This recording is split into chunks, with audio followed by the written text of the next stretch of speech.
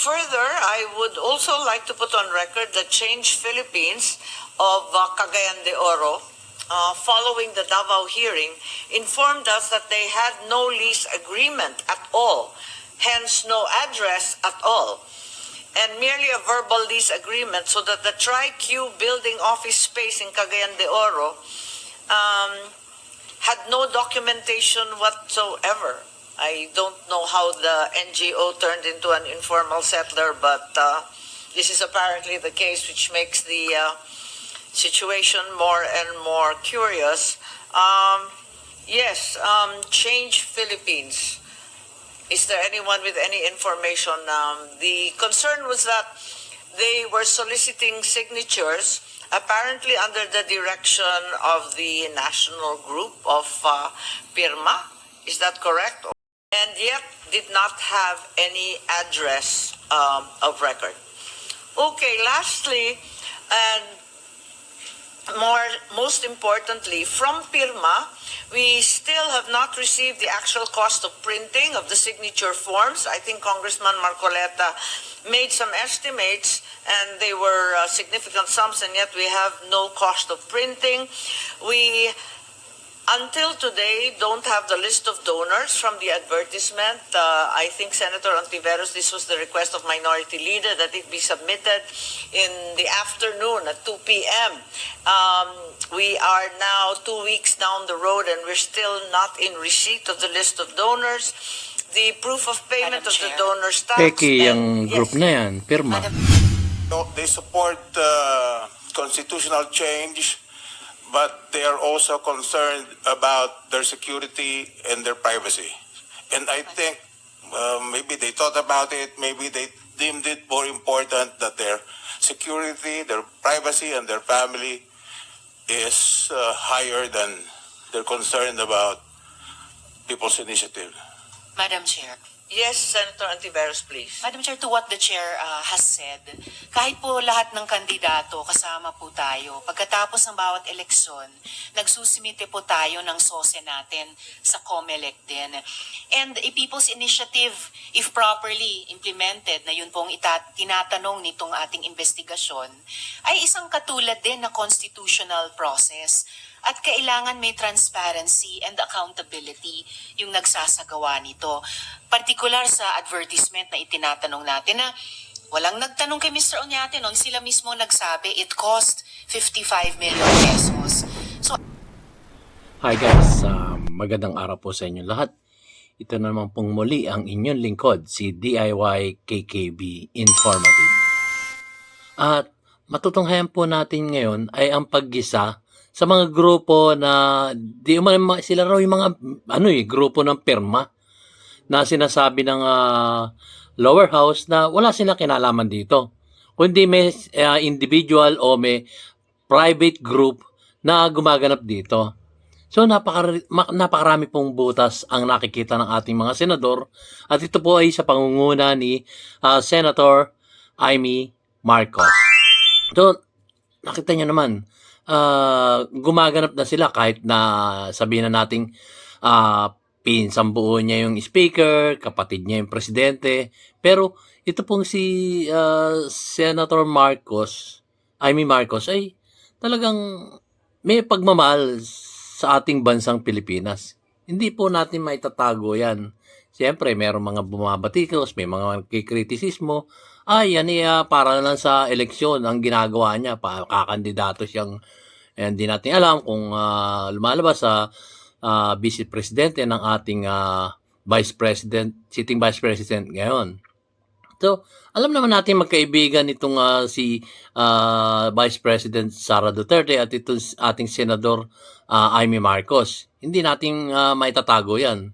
Pero, ang ginagawa po ni Senator Amy Marcos ay para sa mamamayang Pilipino. Hindi ito palabas lang o pakulo lang o para siya makitang may ginagawa. Hindi po. Ako po ay sa nakikita ko sa aking pagsusuri po ay totoong ang kanyang pag-imbestiga dito sa PIRMA ay totoong kumbaga mahal niya ang bawat isang mamayang Pilipino dito sa ating inang bansang Pilipinas, dahil Hindi ito propaganda lamang para siya maging vice presidente in the future. Hindi po. Kaya sa akin pong pananaw 'yon. Dahil maganda naman yung ginagawa niya eh. Yung kagaya niya, issue talaga itong Pirma Group na ito. 'Di ba? Nung una, iniisip natin ang may pakulo nito ay ang Kongreso. Ngayon lumalabas, meron daw itong grupong ito ang silang namumuno para sa mga pirma. Pero po ayun sa akin pagkakaalam po, bawat distrito ay napakaliit na porsyento ang kailangan lang makuha para manalo doon sa isang distrito ang pirma. Napakalungkot po. Samantalang tayo 100 million plus dito. O let's say, ang mga botante ay nasa 80% ng ating total population. Di po ba? So itong ginagawa ng ating butihing kagalang-galang Senator Amy Marcos ay ito'y talagang pagmamahal sa bayan, pagmamahal sa ating inang bansang Pilipinas at pagmamahal sa bawat isang mamayang Pilipino dito sa ating bansa. So, sana naman po, wag nang batikusin kasi tingnan na lang natin kung ano yung ginagawa. Hindi yung lalagyan pa natin ng negatibong mga mensahe, kesyo ganun, ganire, ginagawa lang niya kasi mag-eleksyon. Hindi po. Ang tignan po natin, na pagtuunan natin ng pansin, yung nilalaman ng kanyang ginagawa ngayon. Yung kanyang move, yung kanyang ginagawa ngayon na sinisita niya, iniimbestigahan niya, yung Pirma Group, yung Pirma, yung PI na yan, na alam naman natin, sa ngayon, hindi makakabuti po sa ating bawat isang mamayang Pilipino dito sa ating inang bansang Pilipinas. So, tunghayan po natin kasi mapapansin nyo yung iniimbestigahan nila, itong Pirma Group na to. Talagang maraming segue, maraming alibay o ano. Ito po is sarili kong pagsusuri ha. Marami pong butas na makikita tayo dito. So, napaka-importante pong panoorin natin at himay-himayin nyo po sa inyong sarili. Dahil ito po, nahimay ko na, tad-tad na nga ito eh. So, kidding aside guys. So, tunghayan na po natin guys. At nang lubos nating maunawaan kung ano tong Pirma Group na ito na connected na rin sa ating COMELEC. Diba? Grabe. Diba? Tayo dapat ang masunod, tayong mga botante. Pero parang nangyayari. Di umano ay may kuntsabahan na rito.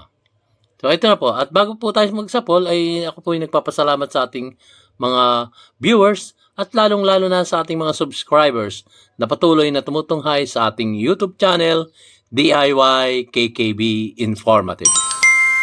Maraming salamat po sa inyo. So ito na po ang hearing sa pamumuno ng ating kagalang-galang butihing Senator Amy Marcos. Ito na po guys. Tunghayan po nyo.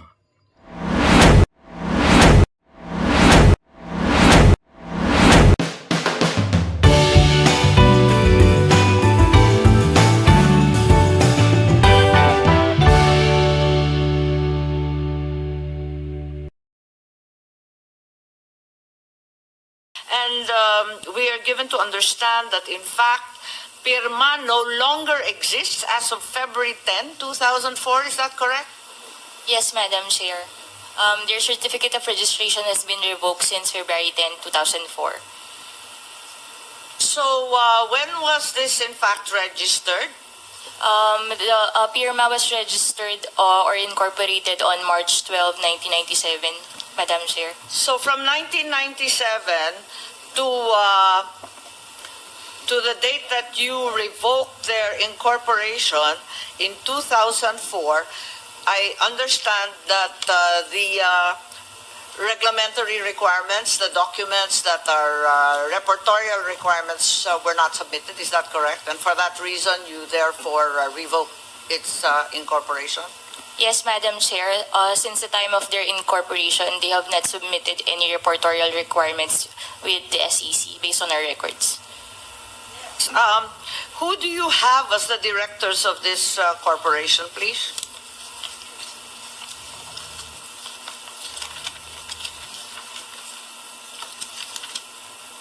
Yes, you have Madam. Mr. Pedrosa, I understand, Policarpio, is that what, am I reading properly here? Yes, Madam Chair. Mr. Ontario. Alberto Pedrosa, Mr. Alfonso Policarpio, Yes. Miss Eliza Salapantan, Mr. Horacio Montefrio, and Miss Carmen Pedrosa. Yes, and they have never reported or updated their documents with the SEC. Yes, Madam Chair. What we only have are their articles of incorporation and bylaws that they submitted at the time of their incorporation. The name of Mr. Noel Oñate does not occur? None, Madam Chair, at the time of their incorporation. The name of the attorney, Anthony Abad, does not occur? None, Madam Chair. Nor is counsel, Ghana Incorporated, Ghana and Partners in any of the listings, is that correct? Yes, Madam Chair, none. I understand. Okay, thank you very much. Mr. Oñate, please, and the rest who have come as representatives of PIRMA, what is your participation in this non-existent corporation? Madam Chair, with regards to the corporate registration of PIRMA, may we inform the committee that we made submissions in the online portal of the SEC updating the email and the contact persons. And after that, we are expecting a reply, hopefully giving us a Kailan schedule. po yun, Attorney Abdul? It was made through an email, Memorandum Circular 28 Submission Portal, Kailan nga? February, just this February, Madam Chair. So pagkatapos lang ng hearing. Kasi Yes, ang kukulit yes, ng mga Madam Chair, senador. because it took time for Mr. Oñate to speak with his former associates in PIRMA, and we are, as soon as we are given the go signal You with are the going to assessment. update the website of a corporation that has not been in existence for 20 years. You are correct, Madam Chair, but the process is, Multo na to. the Yeah. process is, Madam Chair, Wala we nang submit pirma, 20 anyos na. Ano pa pagpipilitan natin dito? Ayan. that will lead to the filing of a petition for reinstatement once we were able to comply with the requirements and the payment of the penalties. That is our expectation from the SEC, Madam Chair, based on the rules of the SEC. Ayan na Thank you. nga. Tama po ba yun? Pagkatapos ng 2 dekada na hindi nagsasubmit ng anumang papel, buhay pa yung korporasyon? Ma'am, the proper process is they should have filed a petition to lift the order of revocation and not submit any the compliance for MC28 that was been mentioning by Attorney Grabe. Abisado. So, Attorney Because Abisado, I think the SEC is questioning your legal competence. No, not really. Madam Chair, we Narinig cannot nyo, file a guys? petition for Ayan, tingnan mo. reinstatement. Ang daming alibay, guys. Revoke na pala. Ang tagal-tagal na. 20 taon na. Multo ng araw, sabi ni Senator Amy. Tapos, pinupus pa nila. Tapos marami pa silang sinasabi ditong depensa nila dun sa kanilang grupo. Ay, guys. Nakakatakot po ito pag ito ipinus nila. Tapos tayo di umano, meron nga mga bayad-bayad na 100, 500, di umano, wag po natin ibenta yung ating karapatan, ang ating pagkatao, para nandito sa mga nangyayaring ganito sa ating inang bansang Pilipinas. Nakakatakot po yan, guys. So, panawagan po sa aking mga kapwa Pilipino dito sa ating inang bansang Pilipinas. Huwag po tayo magpaloko. Kasi nakikita nyo naman, narinig nyo naman mga kanilang mga sari-sariling salaysay. Multo na to, sabi nga ni Senator Amy. Nakakano po, guys. So, wag po tayong magpapalinlang. Tuloy po natin. Yes, so we update through this portal. Online submissions lang po lahat sa SEC. So we started updating. The next stage would be to submit the names, the new directors of PIRMA. Abisado, you should be warned. Huwag mong tuturuan ng SEC ng trabaho nila. Baka mas hindi po. ma-trouble tayo nito. Ay, hindi po, never Baka my ilibing intention, na Madam yung Chair. pirma na yan. Hindi Patay po. na nga. Okay. Naghihintay nga ho kami, nakikiusap kami, naghihintay kami na hopefully mapagbigyan at magbigyan ho kami ng assessment of the penalties which would allow us, once we pay, which would allow us to file a petition for reinstatement. Yun Madam lang po. Chair? Madam Chair? Yes, Senator Binay. Hindi, naguguluhan lang ho ako, Atty. Abisado, dun sa timeline nyo eh. Nag-initiate kayo ng People's Initiative, pero hindi pa pala ayos yung documentation ng Yun. pirma nyo. Di ba dapat nag-due diligence muna kayo kung talagang Legal. may entity na pirma? Eh baka Oo. naman last minute lang to pahabol. May nakaalala na may pirma dati. At saka kinaladkad na lang si Mr. Oñate na napakabait na nag-volunteer na rin. Di ba, Madam Ganun Chair? ba So, yun? if pirma does Gulo not... eh, ba't walang Senator papel? Binay. Di ba? If walang korporasyon, walang papel, walang resibo, ano ba to? Lahat ka ba Yeah. talaga? Hindi, so ang tanong, if pirma does not exist, it does not exist dahil wala na, revoked na siya by the SEC. So sino yung entity na nag-initiate na itong People's Initiative? Madam Chair, Senator Binay, to answer your question, totoo po yung yung observations ninyo. When we check the status of PIRMA, we knew na canceled na po yung registration. And we also knew that it would take a while bago po kami makapag-file ng petition for reinstatement. When we checked the rules, we Kaya found nga, out that pero for bakit- purposes of a PI, Senator Marcos, Yes, Attorney it's only a Abisado. registered voter that is required to file for People's Initiative. And we are hoping by the time we file the petition, baka nga po umabot na kami doon sa part na makapagbayad na ho kami ng... Hindi sana ng, hindi na ninyo ginamit yung pirma. Yung Tama. mga individual names na lang ang dinatag. People naman ito eh. Basta may tao doon na nakapirma, ayos na yon. Ba't pa kinaladkad yung pirma? Bakit ginamit-gamit pa itong kalansay na korporasyon na patay na? We understand your observation, Madam Chair. Advocacy ho kasi ni Mr. Oñate ang Hindi PIRMA. pa He last started minute it lang. Parang 1997. nakaladkad na lang to ng last minute para may mukha, para may pangalan. Ganun ba yon? Ay, hindi Kasi po. parang Mr. hindi naman- Oñate can answer, Madam Chair. Hindi, kasi parang nahuli lahat ng dokumento, hindi pa incorporated, Tama. biglaan to. Sino ba at bakit kayo nagmamadali? Yun ang tanong. Sabi mo nga, dapat nagpetisyon pa. Dapat nag-ayos muna sa SEC. Dapat nagsabit na sangkatutak na dokumento para ma-revive yung korporasyon. Bakit minadali? Madam Chair, hindi po kami nagmadali. In fact, we want to clarify, wala ho kaming deadline. Our deadline is once we reach the minimum required by the COMELEC. Madam Chair? Nako. May Question. deadline po kayo ha. Yung January 30, 2 p.m. ha. Nakalampas na kayo ng Madam ilang Chair? beses. Pwede matanong lang ho yung COMELEC kasi di ba ilang percent na ho yung nag-submit ng 3%? Based on the submitted certification that we submitted to this committee, Madam Chair, 211 po na legislative district out of the 253 And legislative out of districts. and that 211 pirma yung nag-submit? Wala po kaming alam, Madam Chair, kung pirma yon sapagkat sa bawat municipal election officers and city election officers, Madam Chair, may nagdadala po, and then of course yung proponent o yung tao ng proponent kasama na po yung pangalan na na-mention po doon sa mismong signature sheets at saka signature form. So Pero Chair, ang tanong, dahil dun sa Davao, sinabi po ng election officer na ang nagbigay daw yung mga abogado ng pirma. Tapos inako naman ng abogado ng pirma, sila daw yung legal counsel ng pirma. So, ano ang nire-represent ng Gana Abisado? Nalilito na ako dito. Since non-existent nga. Senator Yes, Binay. Chair Garcia, is it possible for you to submit to the committee yung 211 kung sino yung nag-submit? Yes, Madam Chair. The certifications, all the certifications were submitted to this committee. Nandun din po yung mga names kung sino ang nagpa-receive sa Commission on Elections sa bawat local COMELEC namin. Yes, thank you very much, Chairman Garcia. We will await Madam that Chair. submission as well.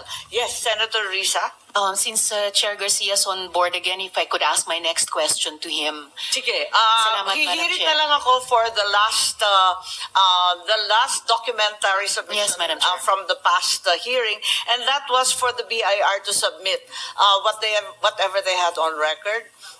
And apparently, nothing is on record. Perhaps you can help us with Mr. Oñate's ITR. Baka nandun sa kanyang gastusin. Ma'am, if they can provide us the names of the donors, we can search for the information asked by the committee. Si Mr. Oñate naman narito at buong-buo naman yung pangalan niya. Baka naman matulungan ninyo kami sa kanyang mga gastusin. Unfortunately, ma'am, kasi meron tayong yung section 270 under the tax code. The BIR can be penalized if we share any information in any returns filed by a taxpayer po. Okay, so Unless may consent po na willing sila po na... ayan ang hihingin natin kay Mr. Oñate. Okay, ma'am. Sige, salamat. Palibasa siya na rin na nag-volunteer. Baka tuloy-tuloy na niya i-volunteer. Maraming salamat po. Senator Risa, please. Kamanak, Madam Chair. Back to Chair Garcia po. Sinabi niyo po nung nandito kayo nung unang hearing na ang daming issues sa fake PI na to at hindi niyo po alam paano i-address. Klarong-klaro yung dahilan, kulang ng enabling law at inamin nyo mismo na kulang din yung rules. Kaya po ninyo isinuspinde yung pag-apply nun, paggamit nun. So, tama po ba, Chair Garcia, sa ngayon na wala ngang batas para habulin ng COMELEC yung mga bumibili ng pirma di umano para sa People's Initiative? Madam Chair, yes. During our last hearing, before the hearing in Davao, the COMELEC said that if we are going to read the Omnibus Election Code po, lumalabas po, Madam Chair, na wala pa po tayong pumapasok na election period at dahil po wala pa election period, wala pa po yung kapangyarihan ng COMELEC to punish for violation of the election law. Ngayon po, ang pinakamalapit po na nakikita natin na violation kung sakaling gumamit ng public fund ay ang Republic Act 3019, ang ating pong Anti-Graft and Corrupt Practices Act, ang Republic Act 6730 ng Ethical Standard for Government Officials and Employees, ang Revised Penal Code, yung pong ating malversation of public fund, and such other provision of the Omnibus Election Code. At maaari po, kung sakasakali magkakaroon ng legislation, maisama po na maging kapangyarihan ng COMELEC yung pong pag-punish naman ng acts committed katulad po dito sa People's Initiative because there is a principle in law that there is no crime if there is no law punishing it. Ang tawag po natin doon ay nullium crimen nullia pena sine lege.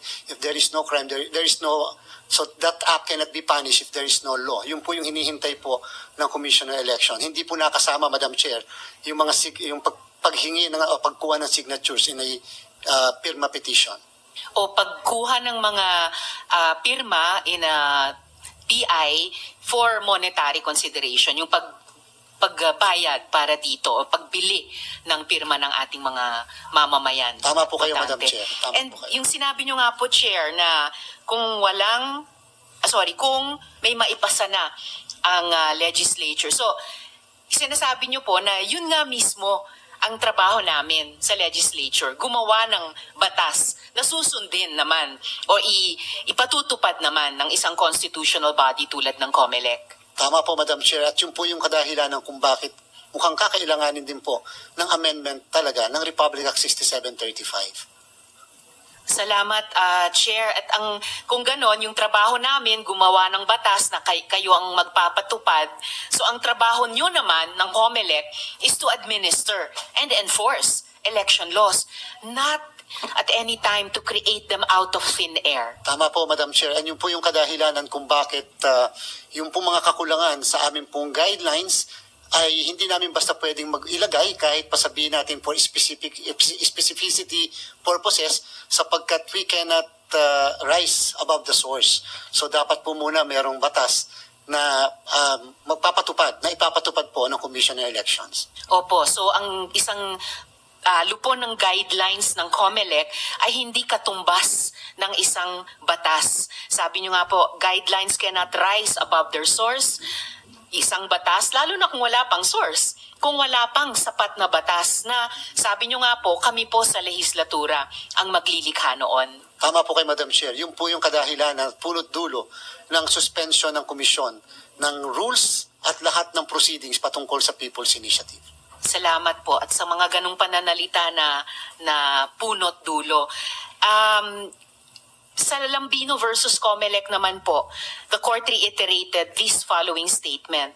It is a fundamental principle that the Constitution can only be revised or amended in the manner prescribed by the instrument itself, and that any attempt to revise a constitution in a manner other than the one provided in the instrument is almost invariably treated as extra-constitutional and revolutionary. Sang-ayon po ba kayo dito? Ay, opo, Madam Chair. At in fact po, nung sa nasite niyo po na Lambino versus Comelec at Santiago versus Comelec, yung dalawang petitions po na yon, nagkaroon na po ng formal petition sa Comelec. Sa kasalukuyan po talaga, Madam Chair. Bago po kami nag-suspend, in all fairness to the Commission, wala pa pong kahit isang formal na petition na nakafile sa Commission election. Therefore po, kung sakali lang po dumating sana noon, bago kami nag-suspend yung formal na petition, saka po namin i-apply lahat yung napag-usapan natin dito po sa pagdinig ng komite ng Senado po.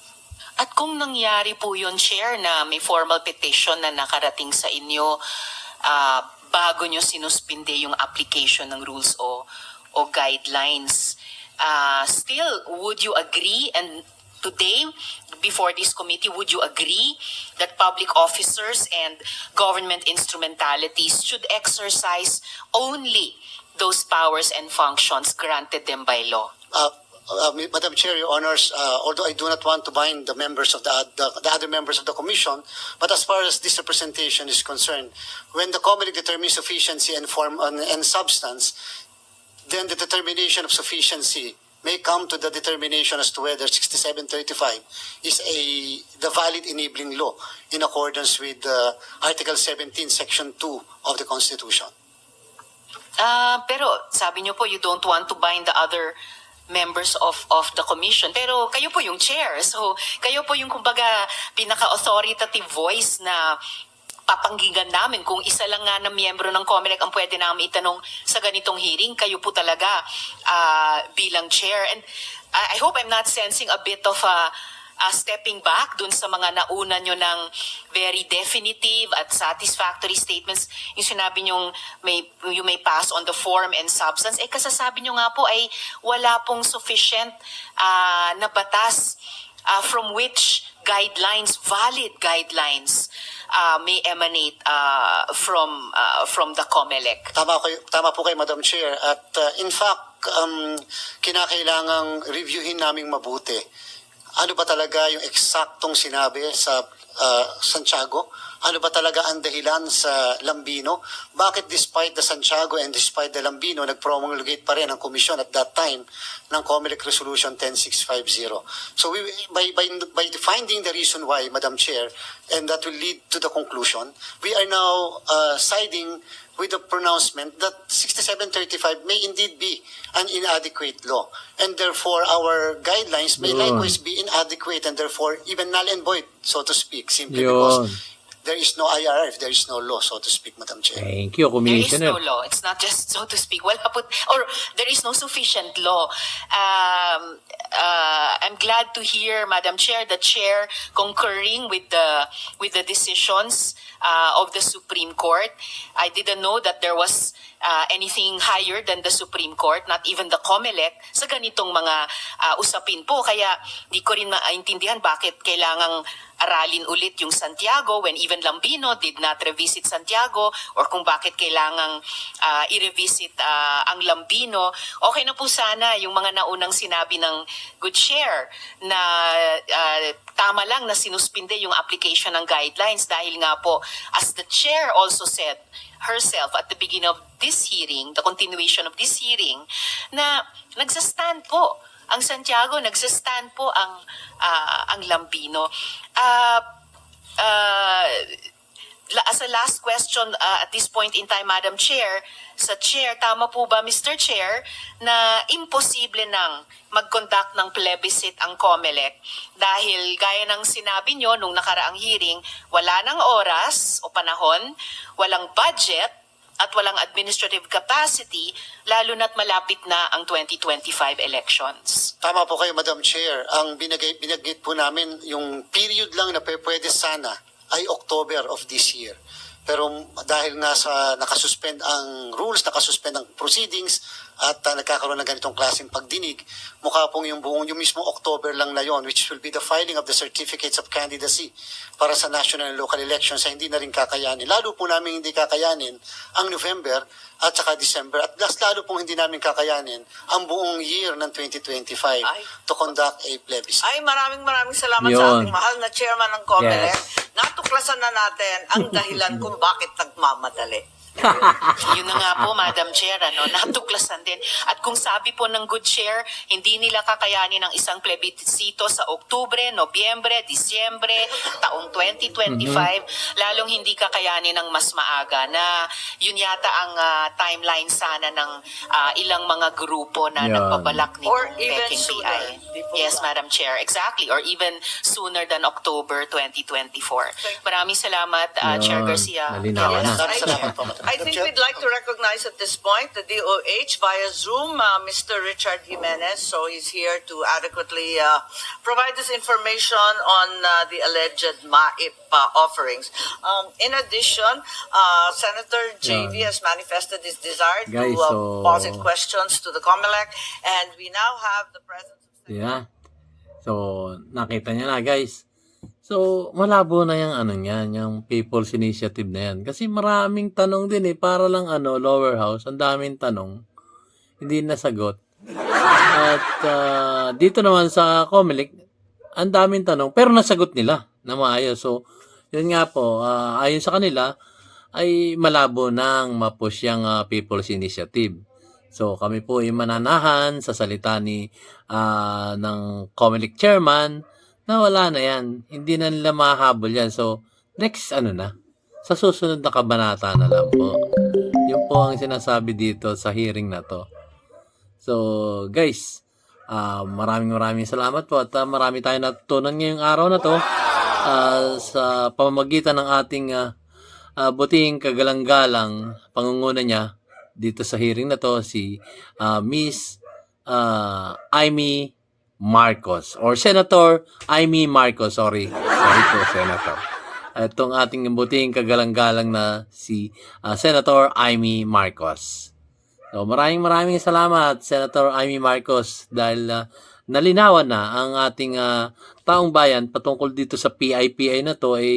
Marami pala tong question, maraming hindi sinunod na alituntunin.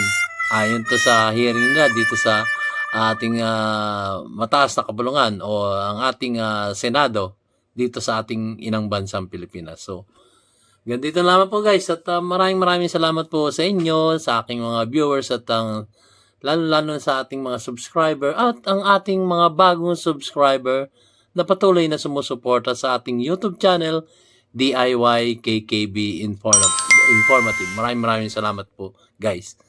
At ang regalo nyo sa akin, guys, imagine, 1 year na akong nagbablog ay meron na akong 5,000 subscriber. Maraming salamat po sa inyong lahat. Okay? So, thank you po. At sinasabi palagi ni DIY KKB Informative, maging mapanuri po tayo sa bawat hakbang ng ating mga opisyalis ng gobyerno para sa ating kapakanan dito sa ating inang bansang Pilipinas. So, thank you, guys. See you on my next vlog.